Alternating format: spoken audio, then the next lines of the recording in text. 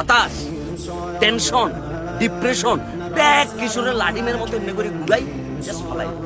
জীবনে এরকম আমিও ডিপ্রেস, 25,000 টাকা দিয়ে আম বেচা শুরু করছি। আমি লজ্জা পাই নাই, লজ্জা পাই নাই আমি, কারণ আমি বিশ্ববিদ্যালয় থেকে তখন মাস্টার্স কমপ্লিট করি। আমার ভিতর বিন্দুমাত্র হীনমন্যতা ছিল না। আমার শুধু একটাই টার্গেট ছিল যে সৎভাবে আমি কিছু একটা করি। তোমরা যারা ভিডিওটা দেখতেছো, এই যে এমবির টাকা এটা নষ্ট করি, একটা ভালো কিছু করো, একটা ভালো কাজ করো। এই যে কথাগুলো হয়তো কারো কাজে লাগবে কিংবা কারো কাজে লাগবে না, এটা সত্য কথা বলো।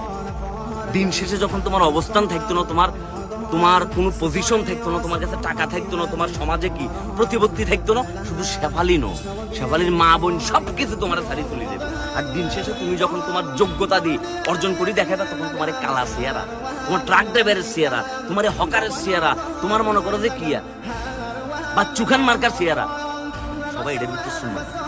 দিন শেষে যোগ্যতা ম্যাটার, দিন শেষে ট্যালেন্ট ম্যাটার, দিন শেষে পরিশ্রম ম্যাটার। সুতরাং পরিশ্রমটা করি, হতাশ হবার কিচ্ছু নাই। এবং আমি যখন এখন সকালবেলা ঘুম থেকে উঠে ব্রাশ